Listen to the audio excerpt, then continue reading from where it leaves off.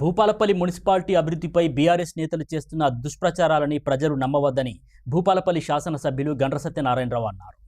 మున్సిపాలిటీలోని Subhash colony, Rajiv Nagar కాలనీలో NHM నిధులు 40 లక్షలతో కొత్తగా నిర్మించిన పల్లె దవాఖానాలను ఎమ్మెల్యే గండ్ర సత్యనారాయణరావు, కాంగ్రెస్ పార్టీ జిల్లా అధ్యక్షుడు బట్టు కర్ణాకర్, జిల్లా వైద్యారోగ్య శాఖ అధికారి డాక్టర్ మధుసూదన్తో కలిసి ప్రారంభించారు.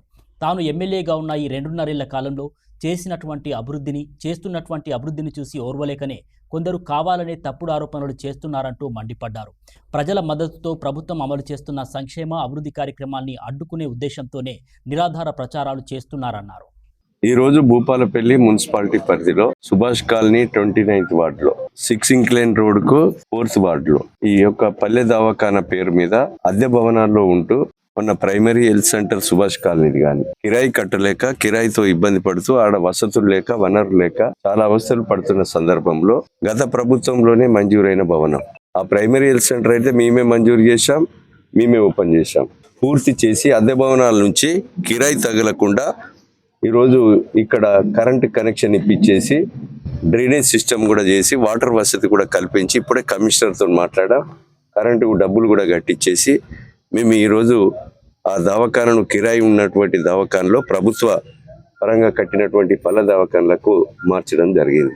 వీళ్ళు 3 సంవత్సరాల క్రితం వేసినటువంటి స్టోను ఏదో అకారణంగా బండ కూలితే రాజకీయంగా బండలు కూలబెట్టి కొత్త బండ వేసుకుంటాడని, అది ఫౌండేషన్ బండ, ఇది ఇనాగ్రేషన్ స్టోన్, ఇది ప్రారంభోత్సవము, అది పునాది రాయితోనే వేసినటువంటి స్టోన్. బండలు బలగొట్టినటువంటి వ్యవస్థలో మాకు అవసరం లేదు. ఈ రోజు ప్రజాస్వామ్య దేశంలో ప్రజాప్రతినిధులకు ఉన్నటువంటి హక్కును కిరాయి అద్దె భవనంలో ఉన్నటువంటి యొక్క భవనాలను ప్రజాస్వామ్య పద్ధతిలో దీన్ని ప్రారంభోత్సవం చేసుకోవడం జరుగుతున్నది. ఇక్కడ దీనికి సంబంధించినటువంటి కరెంట్ కనెక్షన్ కు డబ్బులు కట్టి కనెక్షన్ ఇప్పిస్తాం, డ్రైనేజ్ ఇప్పించి ఈ ప్రాంతంలో ఉన్నటువంటి అక్కడ మస్జిద్ కానీ, ఇక్కడ హాస్పిటల్ కానీ, ఈ రోడ్డుకు ఉన్నటువంటి వాళ్ళందరూ కూడా అన్ని వసతులు ఏర్పాటు చేసే కొరకు మేము ఏర్పాటు చేస్తాం. డ్రైనేజీని కూడా పూర్తి చేస్తాం.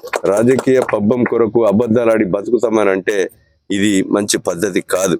ప్రజలు దీన్ని గమనించాలి. ఒకడో భూపాలపల్లి జయశంకర్ జిల్లా పోతుందని, ఎక్కడికి పోతుంది జయశంకర్ జిల్లా? అబద్ధాలతోని పునాదులు వేసి ఇంకెన్ని రోజులు బతుకుతారు? ఈ కేసీఆర్ కు, కేటీఆర్ కు ఈ భారతదేశంలోనే అబద్ధాలటంలో మొదటి బహుమతి వస్తుంది.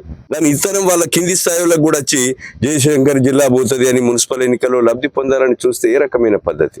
ఈ భూపాలపల్లి జయశంకర్ జిల్లా పోతే రాజకీయ సన్యాసం పుచ్చుకుంటా నేను.